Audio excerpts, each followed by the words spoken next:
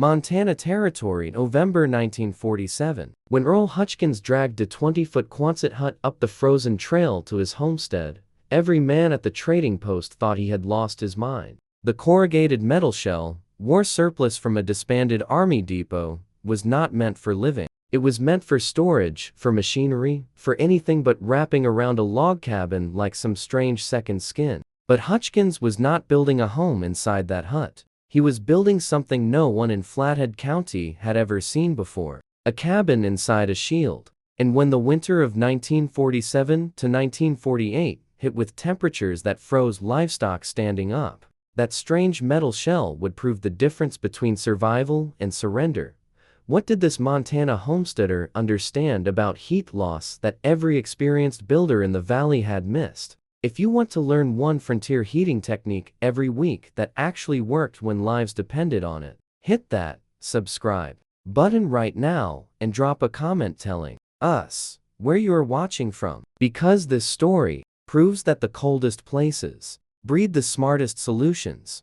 Earl Hutchins was not trying to revolutionize anything. He was a 34-year-old former Army engineer who had taken his discharge pay and bought 160 acres of pine and stone 8 miles south of Kalispell. The cabin he built that first summer was solid. 12-inch spruce logs, a fieldstone foundation, a steep pitched roof that sheds snow clean. By frontier standards, it was more than respectable. But respectability does not keep you warm at 4,000 feet when the wind comes screaming down from Glacier National Park. His first winter, 1946 to 1947, taught him the brutal truth. A tight cabin is a myth. Wind found every seam. Cold radiated through the logs like they were paper. He burned through 4 cords of pine in January alone, feeding a firebox every 3 hours, and still woke to frost on the inside walls. His daughters, Ruth, age 7, and Clara, age 5,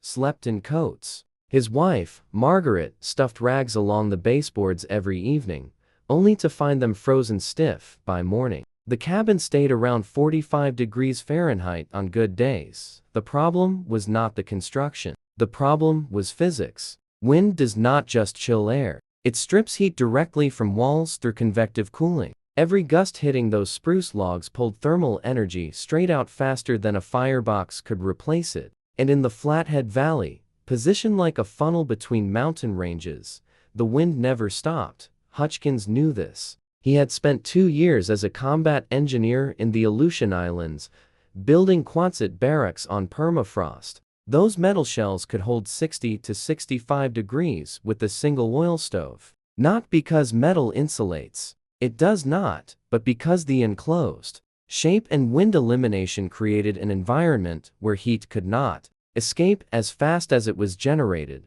That thought nagged at him through spring 1947. When October came and the Army Depot in Great Falls liquidated war surplus, he saw his chance. Quonset huts, 20 feet wide, 48 feet long, were selling for $75 each. He bought one, hauled it home in sections, and people stared. His plan was simple. Erect the Quonset hut over the existing cabin, leaving a 2-foot air gap on all sides. The hut would block wind before it touched the logs. The air gap would act as a buffer zone where air could not move freely or form heat-stripping convective currents. It was improvisation born from desperation. He did not call it thermal envelope design. He just looked at his shivering daughters and thought, what if I stop the wind before it reaches the cabin? By late October, it stood. Curved steel ribs arched over the cabin like a rib cage, bolted to a timber frame, keeping the metal exactly 24 inches from the log walls.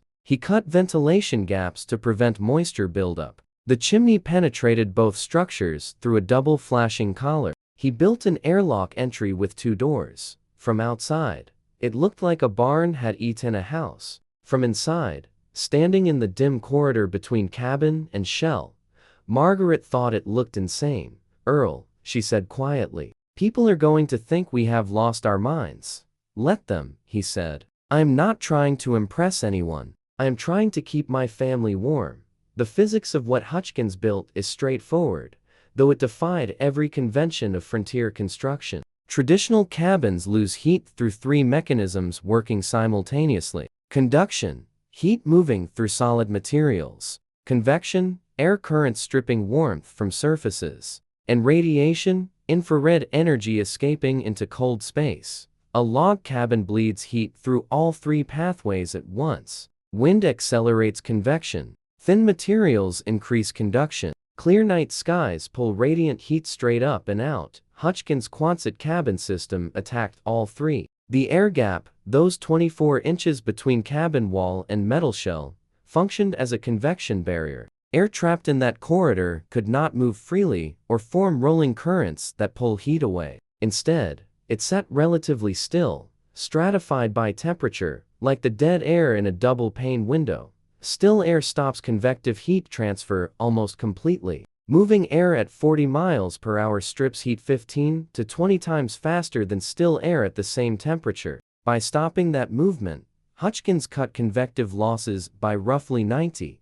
The Quonset shell blocked wind entirely. Montana wind regularly hits 40 to 60 miles per hour in winter, with gusts over 80. That velocity creates surface pressures that scour heat off structures like sandpaper. The curved steel shell absorbed that impact, deflecting wind over and around. By the time air reached the cabin, logs, filtered through vents and slowed by the gap, it was moving at maybe 2 to 5 miles per hour, effectively still.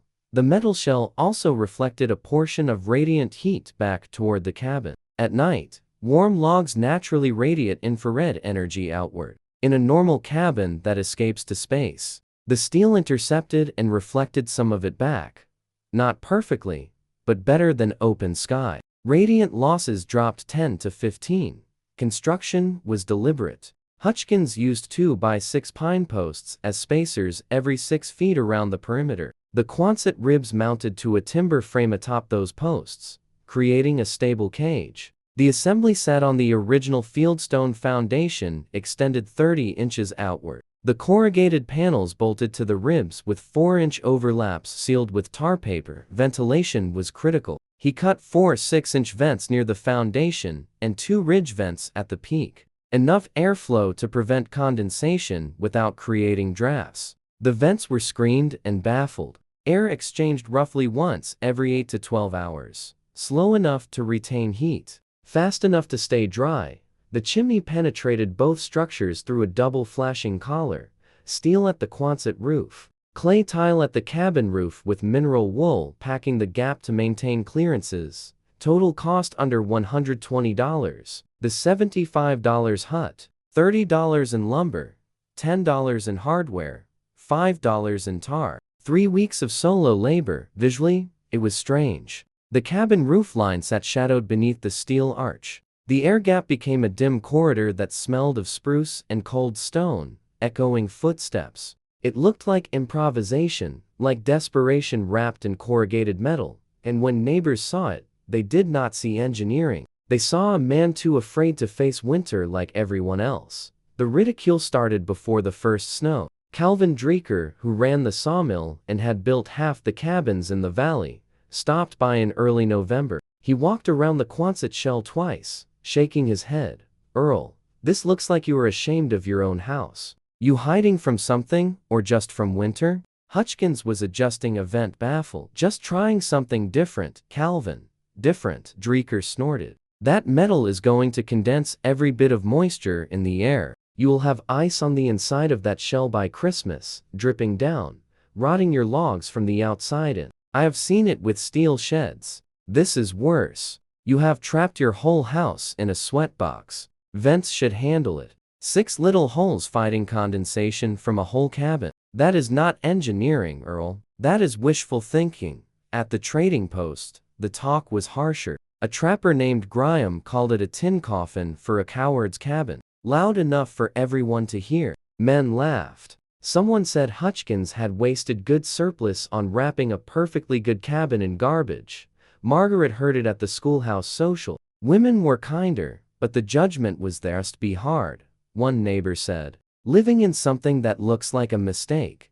Even a county extension agent, Pollard, stopped by with concerns. "Mr. Hutchkins, This setup is not in any manual I have seen. That air gap could trap moisture. The metal could conduct cold inward faster than it blocks wind. And if that Quonset collapses under snow load, it will take your cabin roof with it. Hutchkins listened, nodded, kept working. The harshest comment came from his own brother. William, a carpenter in Whitefish, drove down in mid-November. He stood in the yard for 5 minutes, silent, then turned to Earl with something close to pity. You know what this looks like? It looks like you do not trust your own work. Like the cabin you built is not good enough, so you had to hide it. People are going to think you are either scared or incompetent. Maybe both. Earl kept his voice level. I'm not trying to impress anyone. I'm trying to keep my family warm without burning 6 cords before March. William sighed. There is warm, and there is practical. This is not practical, Earl. This is desperate. He paused. I know you saw things in the Aleutians that worked, but this is not the Aleutians. We have been building cabins here for 70 years. If this worked, someone would have tried it already. He left without staying for dinner. By late November, the Hutchkins place had become a minor spectacle. People rode past to see the metal barn house. Some laughed. Some felt genuine concern, but no one, not one person, thought Earl Hutchkins had solved anything. They thought he had built a monument to fear, wrapped his home in shame, and guaranteed himself a miserable winter. Then December came and brought the kind of cold that separates theory from reality. The winter of 1947 to 1948 is still recorded in Montana climatology archives as one of the most severe in the 20th century. On December 8, a high-pressure system stalled over Alberta, funneling Arctic air down the Rockies. Temperatures in Kalispell dropped to -18 degrees Fahrenheit overnight. By December 12, -31 degrees Fahrenheit. By the 18th, -38 degrees Fahrenheit with wind chills below -60 degrees Fahrenheit. It did not break. For 23 consecutive days, the thermometer never climbed above zero. Daytime highs near -10 degrees Fahrenheit. Nights colder still. At the trading post, men talked about fuel in worried circles. Cordwood supplies meant to last until March were vanishing. Families burning half a cord per week just to stay above freezing. Most homes, despite fires running day and night,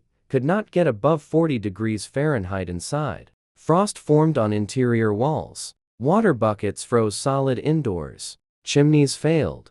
Extreme cold caused creosote to freeze and flues, blocking draft, forcing smoke back into cabins. Families woke choking, stumbling into lethal cold to clear blockages. Livestock died. Chickens froze in coops despite lanterns and straw. A neighbor lost 6 cattle that huddled against a barn wall and froze standing. Men made emergency runs for greenwood, wet, and seasoned pine that smoked and gave half the heat.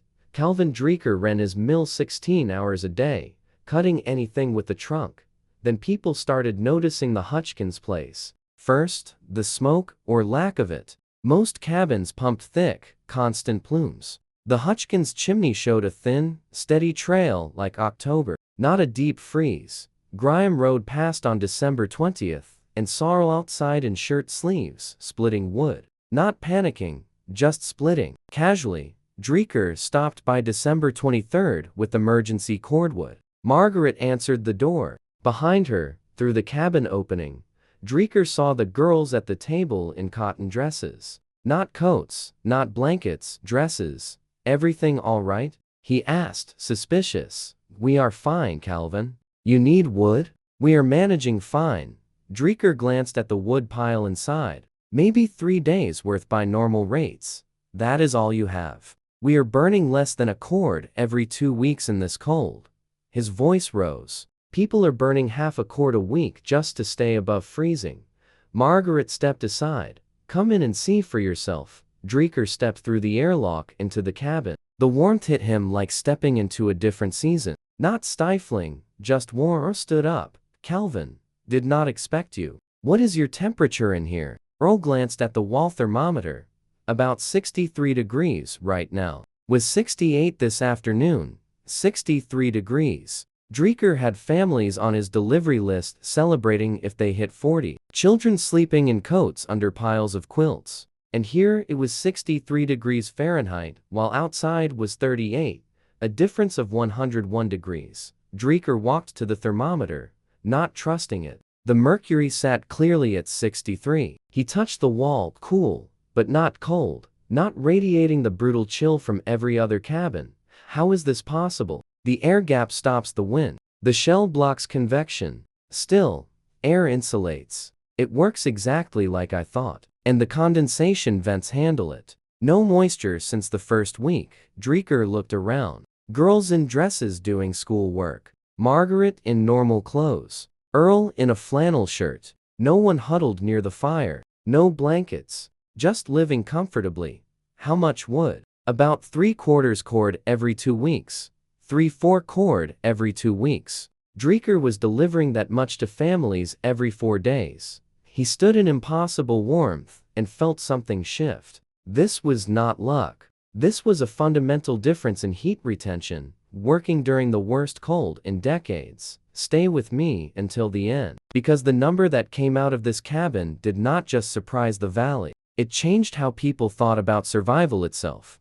Word spread faster than winter wind. By December 26th, Calvin Dreeker had told 6 people about the temperature inside the Hutchkins cabin. By December 28th, half the valley knew something impossible was happening 8 miles south of Kalispell. By New Year's Day, men were making the trip just to see for themselves. They came skeptical. They left silent. The first verification came from someone nobody could dismiss. County Extension Agent Pollard, the same man who had warned that the system would fail. He arrived January 2nd with the calibrated thermometer, the kind used for official weather readings. Determined to prove that Earl's wall thermometer was faulty or that the family was exaggerating, he stood in the cabin for 20 minutes watching his instrument. Outside temperature -35 degrees Fahrenheit. Inside temperature 64 degrees Fahrenheit, a difference of 99 degrees Fahrenheit. Pollard checked the thermometer 3 times.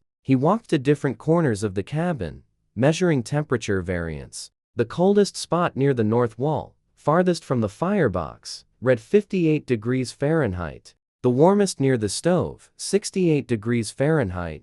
An average interior temperature of 63 degrees, maintained with what Pollard estimated as a fifth the wood consumption of a standard cabin. He wrote it in his notebook. Then he looked at Earl. "I was wrong," he said, simply. "Completely wrong." But the numbers told an even more dramatic story when compared directly with neighboring cabins. The Colby Ranch, 2 miles south, was burning nearly 2 cords per month and maintaining an average interior temperature of 42 degrees Fahrenheit. The firebox ran constantly. Family members slept in the main room, abandoning bedrooms that dropped below freezing overnight. The Hutchkins cabin, with similar square footage and the same number of occupants, was burning 3/4 of a cord per month, 62% less wood, while maintaining 63 degrees Fahrenheit, a full 21 degrees warmer. But the most striking comparison came from William Hutchkins' own cabin in Whitefish. Earl's brother, the carpenter who had called the Quonset system desperate, tracked his own consumption through January. His well-built, professionally constructed cabin, considered one of the finest in the region, was burning 1.8 cords per month to maintain 48 degrees Fahrenheit average temperature. When he visited Earl on January 10th, the comparison was undeniable. William's cabin, 1.8 cords, 48 degrees Fahrenheit. Earl's cabin, 0.75 cords, 63 degrees Fahrenheit. The difference was not incremental, it was categorical. William sat at Earl's table in shirt sleeves, watching his nieces play on the floor in light dresses, and did the math in his head. Earl's system was achieving a performance difference that could not be explained by minor improvements or seasonal variation. It was holding approximately 55 degrees more warmth than the average cabin in the valley under identical conditions. 55 degrees. That represented the difference between survival and comfort, between endurance and actual living. "How long does the cabin hold heat after the fire goes out?" William asked. "Have not let it go out," Earl said. But if I bank the coals at night and do knotted wood, we wake up to 58 degrees 8 hours later. Most nights, I do not even bank it. Just let it burn down naturally. William knew what that meant. In his own cabin, if the fire died overnight, interior temperature dropped to near freezing within 4 hours. The thermal mass of the logs alone could not hold warmth against minus 30 degrees Fahrenheit exterior temperatures and persistent wind. But here, the combination of wind elimination and radiant reflection was creating a thermal battery effect, storing heat in the cabin structure and releasing it slowly. Even without active fire, the wood consumption numbers were equally revealing. Earl kept meticulous records. Every frontiersman did, because running out of fuel in February could mean death. His log showed December 8th to 31st, 0.8 cords consumed. Average exterior temperature minus 28 degrees Fahrenheit. January 1st to 15th, 0.4 cords consumed. Average exterior temperature minus 22 degrees Fahrenheit. Projected monthly consumption at peak cold, 0.9 cords maximum.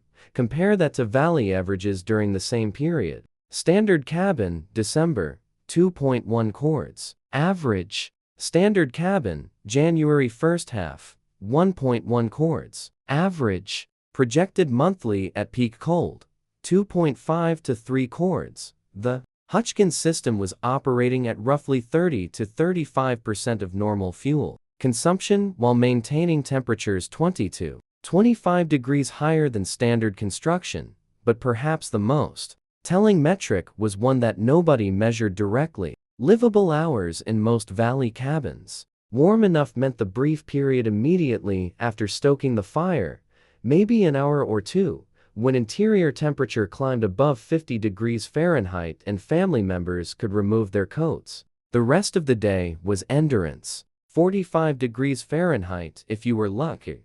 Below 40 seconds if you were not. With constant attention to the firebox, constant hauling of wood, constant sacrifice of sleep to feed flames at 2 a.m.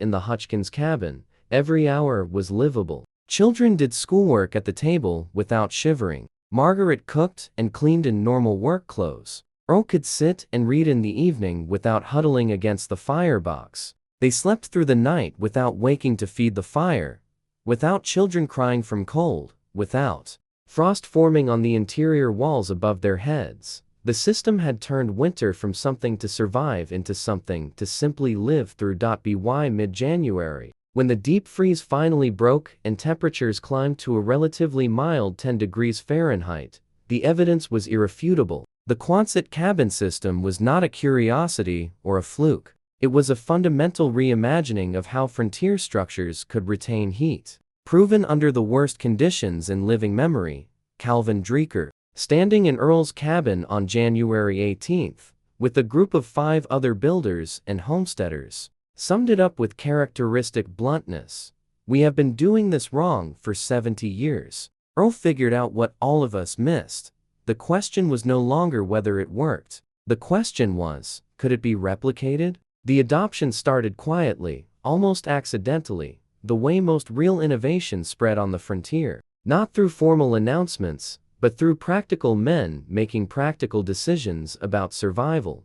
The first replication came in late January 1948. A homesteader named Vernon Ehart, who lived 4 miles northwest of the Hutchkins place, had a problem. He had burned through his cordwood faster than anticipated and faced 2 months of winter with dwindling fuel. He had seen Earl's setup. He had heard the numbers, and he had access to something most people did not: a large hay barn with a curved roof.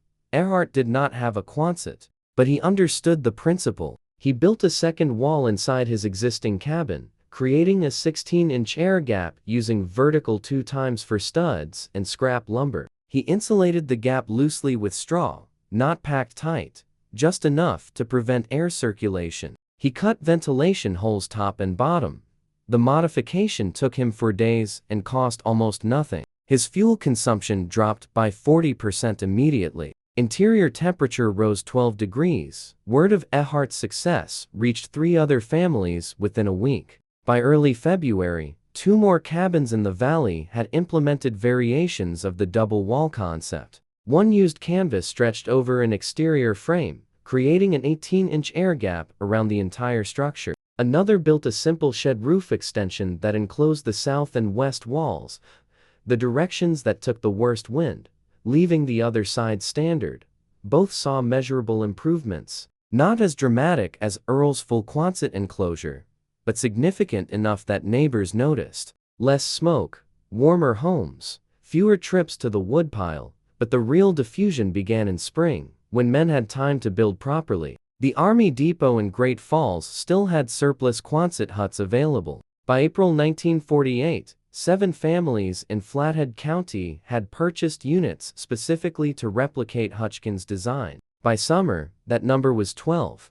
Some built new cabins inside Quonset shells from the ground up. Others, like Earl, retrofitted existing structures. The county extension office, previously skeptical, began quietly recommending the concept to homesteaders in exposed locations. Agent Pollard, to his credit, published a brief technical note in the Regional Agricultural Bulletin, describing the system as experimentally validated under extreme conditions, and noting the fuel savings and temperature improvements. He did not apologize for his earlier skepticism. Frontier culture did not require that, but he made the information available to anyone who asked. By the winter of 1948 to 1949, the transformation was visible across the valley. 19 cabins within a 50-mile radius of Kalispell had implemented some form of double wall or external shell system. Not all used Quonset huts. Some used pole barn construction. Some used extended roof systems. A few creative builders even used stacked cordwood as an outer thermal mass wall, creating a 24-inch barrier of wood that served as both fuel storage and insulation. The variations were ingenious. Each adapted to available materials and specific site conditions, but they all shared the same core insight. Eliminate wind at the exterior surface, create a dead air buffer, and let physics do the work. The fuel savings were consistent across implementations. Most systems reduced wood consumption by 35 to 50% compared to traditional construction. Temperature improvements ranged from 10 to 20 degrees Fahrenheit in average conditions, with the best implementations, those closest to Earl's original design, achieving even higher gains. But the real impact was not measured in degrees or cords of wood. It was measured in human dignity. Families who had spent previous winters huddled in coats, sleeping in shifts to tend fires, watching children shiver despite their best efforts. Those families now lived in actual comfort. They ate meals at tables without gloves. They read by lamplight, without blankets wrapped around their shoulders. Children played indoors without their breath, fogging the air. Winter stopped being a siege and became simply weather. Calvin Dreeker, who had mocked the system initially and then became one of its strongest advocates, put it most plainly in a conversation at the Trading Post in February 1949. Earl did not just build a warmer cabin. He gave people back their winters. The Hutchkins place itself became something of an informal demonstration site. Earl, characteristically modest, did not advertise or charge for tours, but he never turned anyone away who wanted to see how the system worked. Men came from as far as Idaho and Wyoming, looked at the construction, asked questions, took measurements. Some brought notebooks. A few brought cameras. Margaret would serve coffee while Earl explained the ventilation system, the spacing calculations, the importance of the air gap remaining unobstructed. He would walk visitors through the air gap corridor, showing how the space stayed dry, how frost never formed on the cabin walls, even during the coldest nights, how the system required almost no maintenance beyond occasional snow clearing from the Quonset roof. By 1950, the double wall principle had spread beyond Flathead County. Variations appeared in remote areas of Idaho, western Wyoming, even parts of Alaska where military surplus was available. The specific implementation changed. Some regions had access to different materials. Different climatic conditions required different gap widths. But the core physics remained constant. It never became standard in the sense of replacing traditional log cabin construction entirely. Most homesteaders who already had functional cabins did not rebuild. But for new construction in exposed high wind locations, the double wall approach became common enough that it stopped being noteworthy. It was just one more technique in the frontier builder's repertoire, proven and practical. Earl Hutchkins never sought recognition for what he had built. He did not patent the design or write articles or travel to demonstrate the system. He simply continued living in his warm cabin, raising his daughters, cutting timber for income, and answering questions when people asked. But his name became attached to the concept anyway. In builder conversations across Montana and beyond, people would reference the Hutchkins method or that Quonset trick from Kalispell, not because Earl promoted it, but because the result spoke louder than any marketing could. The winter of 1947 to 1948 had tested his theory under conditions that broke conventional cabins and froze livestock standing. His cabin had held approximately 55 degrees more warmth than neighboring cabins, using a fraction of the fuel, turning brutal cold into livable comfort. The mockery had lasted 3 months. The validation would last generations because Earl Hutchkins understood something that most builders had forgotten. The frontier did not reward stubbornness or tradition. It rewarded what worked. And what worked, what actually kept families warm when thermometers dropped to -40 and wind screamed through mountain passes, was stopping heat loss before it started. Not with thicker walls, not with bigger fires, but with smarter design that respected the physics of convection, radiation, and wind. The old-timers who had laughed at the tin coffin lived long enough to see their grandchildren build cabins inside Quonset shells, pole barns, and double wall structures. Some admitted they had been wrong. Most just quietly adopted the improvements and moved on. That is how real wisdom spreads on the frontier. Not through apologies or dramatic reversals, but through silent acceptance that better methods deserve to replace worse ones. Regardless of who figured them out first, Earl's Quonset shell still stands. Though the family moved to town in 1962 when the girls went to college, the cabin inside remains structurally sound, the air gap dry and functional. The system still performing exactly as designed 75 years after it proved everyone wrong. And somewhere in Montana on a January night when wind howls and mercury drops, a family sits warm in a double-walled cabin they built based on a design that started as a joke and became standard. Drop a comment below. Where are you watching from? And what is the coldest winter you have ever faced? Hit that subscribe button for one proven frontier technique every week. And hit the like button if this story changed how you think about heating and survival, because the wisest solutions often come from the people everyone thought were crazy. Occasional note: this video presents historically inspired reconstructions for educational and storytelling purposes. Characters, names, and specific events are fictional, while the techniques, concepts, and principles discussed are based on real historical practices and well-established physical or practical knowledge. Any modern application should be evaluated according to current standards, safety guidelines, and applicable laws or regulations. This content is educational in nature and does not constitute professional, technical, or legal advice.